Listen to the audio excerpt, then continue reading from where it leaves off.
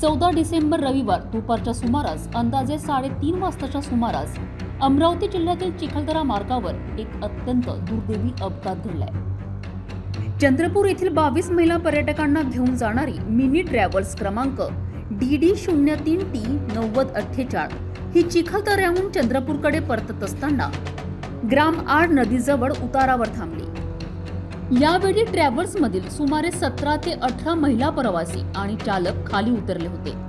मात्र अचानक थांबलेली ट्रॅव्हल्स उतारावर आपोआप पुढे सरकू लागली। हे पाहून 35 वर्षीय चालक सुमित बनकर राहणार चंद्रपूर यांनी धाडस दाखवून ट्रॅव्हल्सच्या समोर उभे राहून ती थांबवण्याचा प्रयत्न केला। हा प्रयत्न करताना ट्रॅव्हल्स चालकाच्या अंगावरून गेल्याने त्याचा जागीच मृत्यू झाला। या अपघातात ट्रॅव्हल्समध्ये असलेल्या उर्वरित 4 महिला प्रवासी वैशाली चहांदे, वैशाली दुर्गवडी, मधु पांडे आणि जयश्री उंदीरवाले हे राहणार सर्व चंद्रपूर यांना किरकोळ दुखापत झाली आहे।